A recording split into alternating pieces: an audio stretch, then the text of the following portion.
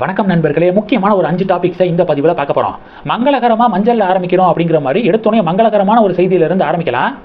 Bangalore south MP இருக்கார்ல, தேஜஸ்வி சூர்யா, பயங்கரமாக பேசுவார். பார்லிமெண்ட்டில் அவருடைய ஸ்பீச்செல்லாம் ரொம்ப ஃபயராக இருக்கும்.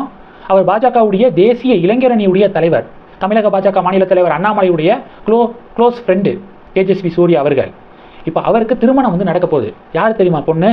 தமிழகத்தை சேர்ந்த பிரபல கர்நாடகா இசை பாடகி சிவஸ்ரீ ஸ்கந்த பிரசாத் அவர்களை திருமணம் செய்ய போகிறாரு தேஜஸ்வி சூர்யா அவர்கள்.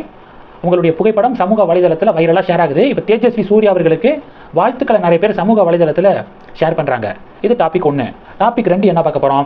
ஒரு வீடியோ சோசியல் மீடியாவில் ட்ரெண்டிங்காக ஷேர் ஆனிச்சுங்க.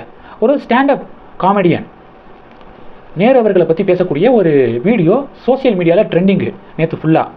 இப்போது தமிழக காங்கிரஸ் கமிட்டியுடைய தலைவர் செல்வ பெருந்தகை இருக்கார் பார்த்தீங்களா, அவர் ஒரு அறிக்கை வெளியிட்டிருக்காரு.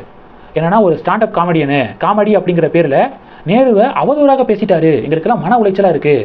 அந்த ஸ்டாண்டப் காமெடியனுடைய பேர் பரத் பாலாஜி. நேரு எப்படிப்பட்ட ஆள், அவரை இப்படி கொச்சையாக பேசியிருக்காரு காமெடிங்கிற பேரில், இதை ஏற்றுக்கொள்ளவே முடியாது. அதனால் தமிழக அரசாங்கம் உடனடியாக அவரை கைது பண்ணணும் அப்படின்னு சொல்லிட்டு நான் வலியுறுத்துகிறேன். இனி வரக்கூடிய காலத்தில் இது மாதிரி நேரு அவர்கள் குறித்து யாரும் இப்படி பேசக்கூடாது அப்படிங்கிறத உறுதி செய்யணும் அப்படின்னு சொல்லிட்டு இப்போது யார் செல்வ பெருந்தகை அவர்கள் அறிக்கை வெளியிட்டிருக்காரு. இதுக்கு பாஜக எதிர்ப்பு தெரிவிக்கிறாங்க. பாஜக என்ன சொல்கிறாங்க அப்படின்னா, காமெடியாக பாருங்கள், ஒரு ஸ்டாண்டப் காமெடியன் பேசின ஒரு பேச்சுக்கு அவரை கைது பண்ணணும், இனி ஃப்யூச்சரில் இது மாதிரி நடக்கக்கூடாது அப்படின்னு சொல்லிட்டு இப்படி கொந்தளிக்கிறீங்களே. சென்னை அண்ணா யூனிவர்சிட்டி கேம்பஸில் 2ஆம் ஆண்டு படிக்கக்கூடிய ஒரு மாணவிக்கு பாலியல் தாக்குதல் அந்த மாணவி மீது நடத்தப்பட்டிருக்கு. பாலியல் வன்கொடுமைக்கு உள்ளாக்கப்பட்டிருக்காங்க 2ஆம் ஆண்டு படிக்கக்கூடிய மாணவி. இந்த கொடூரமான நிகழ்வை கண்டித்தோ அந்த குற்றவாளி ஞானசேகரன் மீது கடுமையான ஆக்ஷன் வேணும் அப்படின்லாம் ஒரு அறிக்கை கூட காங்கிரஸுடைய ஸ்டேட் பிரசிடென்ட் செல்வ பெருந்தகை அவர்கள் வெளியிடவே இல்லை. ஆனால் ஒரு ஸ்டாண்டப் காமெடியாக பேசின பேச்சுக்கு அவரை கைது பண்ணணும், உடனே கைது பண்ணணும் அப்படின்னு சொல்லிட்டு இந்த அளவுக்கு கொந்தளிக்கிறீங்களே. இந்த கோபத்தை ஏன் அங்கே காமிக்கலை? அந்த மாணவிக்கு நடந்த அந்த கொடூரத்துக்கு நீங்கள் கண்டனம் தெரிவித்து அதனை கண்டித்து அவங்களுக்கு நீதி கிடைக்கணும் அப்படின்னு சொல்லிட்டுலாம் ஏன் வாயவே திறக்கலை அப்படின்னு சொல்லிட்டு பாஜக பதிவு போட இப்போ பாஜக காங்கிரஸ் இடையே பெரிய டிபேட் நடக்குது.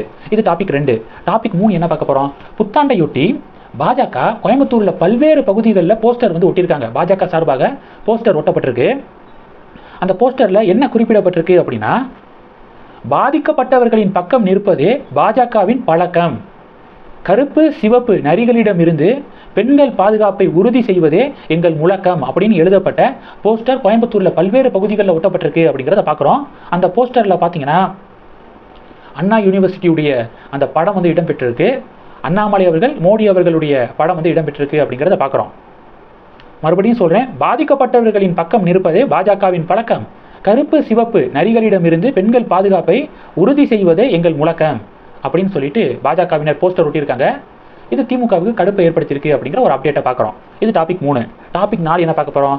ஆன்மீக ஆர்வலர் ரங்கராஜன் நரசிம்மன் அவர்கள் மீது போடப்பட்டிருந்த 7வது வழக்கிலும் அவருக்கு ஜாமீன் கிடைச்சிருக்கு. தன் மீது போடப்பட்ட 7 வழக்குகளை அவர் கிராஸ் பண்ணி கோர்ட்டில் வாதாடி இப்போ 7வது வழக்குலையும் ஜாமீன் வாங்கியிருக்காரு. இப்போ அவர் விடுதலை ஆயிருக்காரு அப்படிங்கிற அப்டேட்டை பார்க்க முடியுது. இது டாபிக் 4. கடைசி டாபிக் என்ன பார்க்க போகிறோம்? தேசிய புலனாய்வு அமைப்பு கொஞ்சம் நேரத்துக்கு முன்னாடி ஒரு தகவலை வெளியிட்டிருக்காங்க. 2024 வெற்றிகரமாக முடிஞ்சிருச்சா? 2025 ஸ்டார்ட் பண்ணிட்டோமா? 2024 என்ஐஏவுடைய பெர்ஃபார்மன்ஸ் எப்படி இருந்துச்சு, தேசிய புலனாய்வு அமைப்புடைய பெர்ஃபார்மன்ஸ் எப்படி இருந்துச்சு அப்படின்னு அவங்க சொல்லியிருக்காங்க. என்னன்னா, 2024 என்ஐஏ ரிஜிஸ்டர் பண்ண வழக்குகள் எல்லாத்துலேயும் 100% குற்றச்சாட்டை நாங்கள் நிரூபிச்சிருக்கோம். என்ஐஏ ரிஜிஸ்டர் பண்ண கேசஸில் 100% எங்களுடைய குற்றச்சாட்டு நிரூபிக்கப்பட்டிருக்கு அப்படின்னு சொல்லிட்டு என்ஐஏ கொஞ்சம் நேரத்துக்கு முன்னாடி ஷேர் பண்ணியிருக்காங்க. பல முக்கியமான வழக்குகள் தீர்க்கப்பட்டுள்ளன 2024.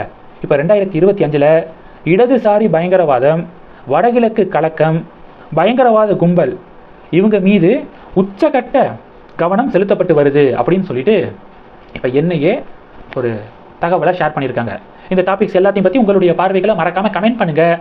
தொடர்ந்து கணக்கில் இருங்க. அடுத்தடுத்து நிறைய பதிவுகளை பார்க்கலாம். நன்றி. ஜெய் ஹிந்த்.